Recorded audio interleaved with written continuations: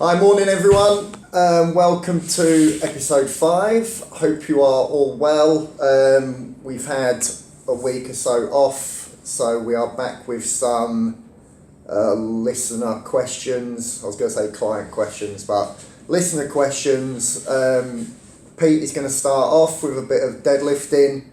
I'm going to touch on a bit of training and nutrition while working away. And then a bit of sprinting work, which, So do you want to start with Raymondo? Ray got in touch with me last week. Posted I'm currently building a 1 rep max deadlift. So Ray just wanted to know basically my tips and how I go about doing something like that. It's a little bit different than a lot of people do in the gym. It's not really about changing my physique or anything. I'm not looking to change the way I look. I'm looking to change the numbers that I can lift and my actual performance in the gym. When it comes to strength training, there's a few important key points, and then there's a lot of variables. A lot of people do it differently. I'll explain the way I do it, and the way some other people do it, and the reasons why I prefer my way. Basically, if I'm going to build for a deadlift, a squat, a bench press, anything like that, I'll do that lift a lot. Might sound obvious, but gyms like Westside Barbell and things, some of the top lifters in the world, they kind of stay away from doing it. They'll do a lot of accessories, so for a deadlift they'll do a lot of rack pulls or deficit deadlifts and things like that.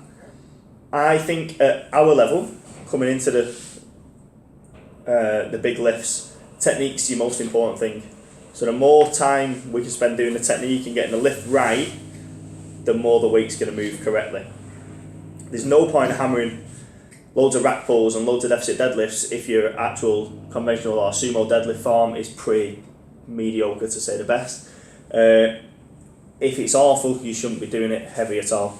Technique's your key. Get your technique right, spend the time doing that, and then build up to some heavy, low reps work with that. If you're not comfortable going up to a full 1 rep max, go up to something like a 3 rep max or a 5 rep max, and all I mean by that is just perform as many, the weight you can do for 3 reps. If if the fourth's going to be pretty much impossible, that's your 3 rep max. It's a lot less risky than a 1 rep max. The deal with strength training is it is a high risk of injury. You're pushing your body pretty much to its maximum, and you are going to struggle. You will pick up niggles, and it's important to look after yourself during it. So try and keep your rep ranges somewhere where you're comfortable. I've deadlifted for quite a long time now, so I'm quite comfortable with my technique. My squat, I don't go quite as heavy on my squat because I'm a big lanky thing and my squat technique's all over the place.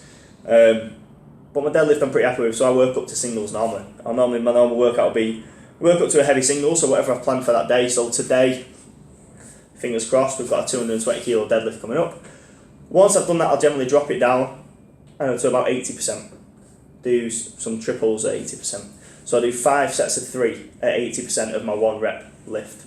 So whatever I've lifted on that day, so last week it was 210, so I dropped it down and did 5 sets of 3. Then I'll do my accessory work after that. Don't think of strength training as bodybuilding training. You're not looking to do 5 sets of 10 to build your strength. Yep, you will get stronger doing 5 sets of 10. 10 sets of 10 is German volume training or whatever you want. But the most efficient way is to keep low reps, heavy weights with a progressive overload. You just want to be making sure the weight you lift each week is going up. And that doesn't mean every time my 1 rep goes up. If my 1 rep stays the same, then my other working weight, I'll increase that, even if it's just by 2.5 kilos, so the load on my body is increasing and I'm getting stronger that way. It's very progressive. As you get to your upper percentages, it's very slow. You're not making 20, 30 kilo jumps, you're making 2.5 kilo jumps. The little 1.25 plates come out to play. And it's all about just making those little slow edges up and just taking it safely. Technique first, that's your main point. Get your technique spot on. Work up to somewhere heavy, then cut back a little bit, do a little bit of volume at that, and then your accessories should just complement that lift. So for bench press, it might be some shoulder work, 5 sets of 10 on my hypertrophy in my shoulders. For bench press, it could be some pull-ups, something that's going to work my grip. Squats, it could be some RDLs to work my hamstrings, something like that. So just focus on the main lift, get that full main lift perfect, then work your way back a little bit lighter and work through, and then just increase and increase and increase with the weight and the overall volume, and look after your body. Foam rolling, massage, mobility work, so that's the master of, cool down work and things like that. And that's about it. It's just very, very slow progression, and just edging your way up. So I hope that answers your question, Ray. If not, let me know, and I'll answer it more in depth. Beautiful. Right, so this question is from Tori, who is actually one of my online clients at the moment. We've spoken a bit about this by email. She's basically working away in a couple of weeks and just wants to know how to stay on track. So, well, I've spoken to Tori about it. I'm going to try and keep it a bit more generalised for everyone listening. So, I'll start with training first. Just plan ahead. Well, to be honest, we're going to talk about food, and planning comes into a lot of that as well. But obviously, plan ahead. Find out if there's a gym where you're staying. Most of the hotels will have a website. Find some pictures of the gym and see what equipment you have. More often than not, you won't be able to follow the same plan. So you just need to adapt.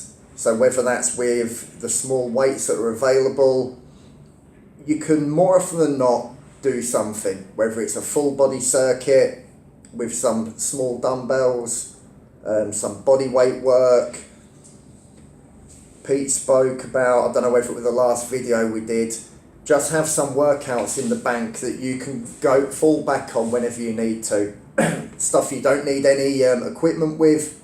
You just know you can bang these sessions out in 20-30 minutes and just get a job done.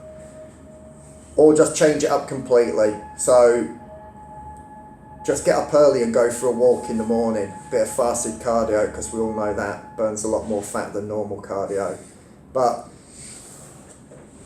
yeah, just do something completely different. So if that means getting up early and going for an hour's walk, or when you get home from work, get to the hotel after work, just go for a walk or something like that. Or the gym may just have some cardio equipment available. Just bang out some intervals on there. So 20-second sprints, 30-second sprints, whatever you want to do. There's always ways of adapting it. Now, in regards to the food, now I've got a bit of a long list, so stick with me. Stick to a basic meal structure.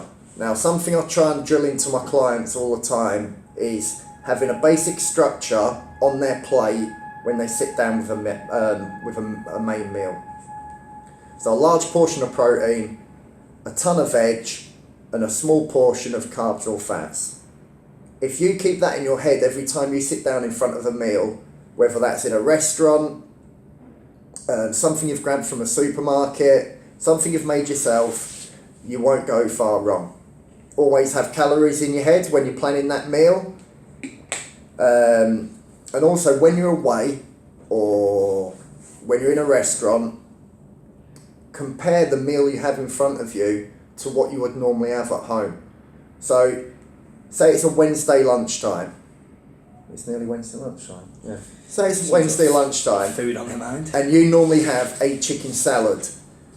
And you're working away and you've got steak and chips in front of you. And you're thinking, oh, well, it's protein and it's a bit of carbs.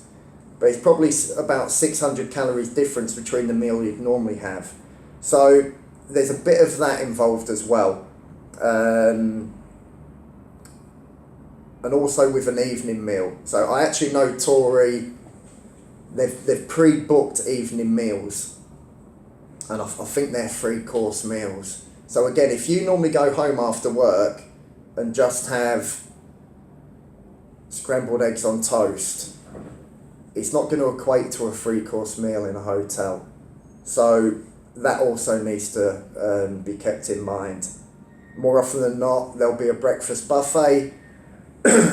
So if you're at that buffet thinking, oh, this is all good, I'm having just a load of protein because you've got bacon and eggs in front of you, but you've had 4 plates of bacon and egg,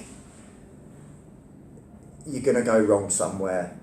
It's debatable. That's That's a pretty solid diet. Well, it is a solid diet, but maybe not if you're 10 stone. Yeah. You'll quickly get up to 12 stone. But yeah, so back to planning, or so I've got here penis where you can. I think that was meant to say prepare where you can. Yeah, I think someone's tried stitching me up. So penis where you can. Is there a fridge? So is there a fridge in the room? Can you prepare meals and take them with you? Because if you're away for, say, just 2 or 3 days, you could possibly prepare the majority of your meals for that time away, and you don't have to worry about anything. Even if you're away for a week, you can prepare 2 or 3 days worth of meals, and all you've got to worry about is the other 2 days that you're away. What have I put there?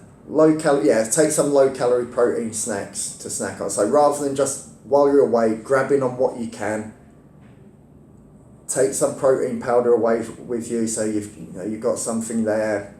Stick some low calorie protein yogurts in the fridge. Just stuff there that will stop you going to McDonald's because you're starving hungry, and you're just keeping your protein intake up as well. I know Tori's counting her calories, so there's an option of only shopping where you can scan your food. So most supermarkets prepare their own salads and prepare their own sandwiches and things like that. You can simply scan the barcode, and if you've got a calorie intake to stick to, just scanning those barcodes will be a bit more accurate than just guessing at the buffet. One thing I know we are possibly going to try, and what we actually spoke about, is going lower calorie during the week before. So let's take 2,000 calories a day for an example. Drop it down to 1,800 the week before, create a bit more of a deficit for that week, and that will allow a bit of guesswork and a bit of room for error if you are going wrong. And the one thing where everyone goes wrong, which I'll finish on, is just showing a bit of willpower, not giving in to temptation, and just sticking to the routine. So if you're in a situation where everyone's going to the bar after work, if you don't normally do that, then don't do it. If your routine is getting home from work and going to the gym, then stick to that routine. If you want to go for a drink, then calories have to come from somewhere. So again, you're going to have to go lower calorie during the day, the week before, the week after. If you are adamant of sticking to your diet and making progress that week while you're away, you just have to suck it up. Do the work that needs to be done. Don't go out on the piss with them. Don't go out for the 3-course meals, and just show a bit of willpower. I think that's it. Anything? No, that makes sense. It's just preparing. Do you want to touch on the penis at all? Always. Right, okay. You might notice I've got my own notes this week after Scott stitched me up massively on the last one. So I don't know who's done that to his work. Do such a thing. Yeah, so I hope that helps, Tori. Any questions, ask either below this video or in the group. Or if anyone else is working away, you want me to expand on it, please ask. Right, on to sprinting. As I am a pace god, anyone who's seen me run will know that's not true. Lee off Scott's Facebook has asked about leg exercises for sprinting, increasing your speed. It's a bit of a tricky one because they're not specifically leg exercises for sprinting. Sprinting's another one where it's skill and technique. If you can learn how to sprint correctly, you've got a massive advantage over anyone who's just building leg power. That said, there are certain exercises we can do. Big mistake a lot of people make when they try and get faster, they'll overload the quads too much. They'll go heavy squats all the time. I want to get really, really strong in my quads so I can sprint faster. Now, that doesn't really work for sprinting. Sprinting, for one, is massive hamstrings. It's a pulling action. With a good technique, you're reaching out in front with the leg and you're pulling it back towards yourself. So you're pulling your hamstring and your glute, your posterior chain's got to work really hard and drive yourself forward. There is initial drive with the quads, However, we don't want to be overloading those squats or hamstring curls too heavy. As with everything, if we start training heavy and slow, we're going to build ourselves to be heavy and slow. So think about a lot about jumping, a lot of plyo, split squats, lunges, things like that. You want to be unilateral, so you want to use one leg at a time. You don't want to be doing things too much. Squats aren't that important. They're great for building some power, but everyone goes for them straight away and squats too much. Get nice light, do some jump squats, do power cleans and hang cleans, working that posterior chain and just that initial drive. And your key is jumping. You want to jump high and jump far. So bounds and broad jumps you want to be getting in. Real building the power and the explosive move. You can use resistance bands tied against the rig, jump against the band and come back. And vice versa, you can hold weights and do jumps and things like that.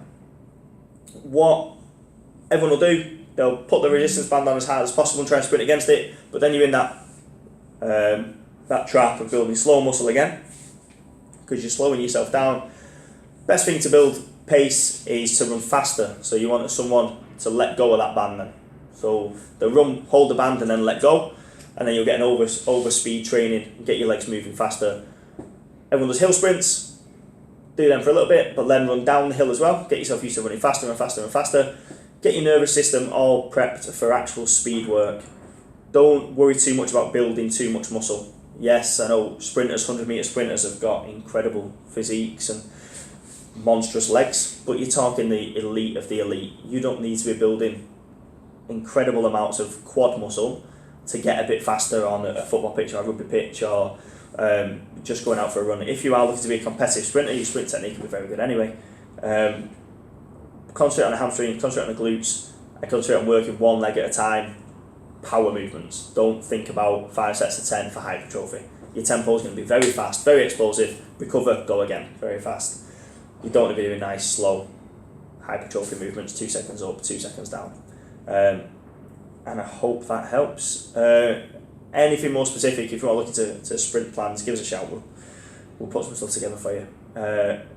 It is a little bit different than bodyweight training and appearance training, same as the deadlift stuff. Hope that helps. I think that's it. All good. Anything else you want to touch on? No, not really. Just a thank you for the questions coming through. Took a few weeks to get going, but we're getting a bit more through, and it helps us help you. In that old beautiful saying. Keep them coming. We'll keep answering them. We'll keep chatting away nonsense, and fasted cardio isn't actually better than fed cardio. Bye bye. Have a good week.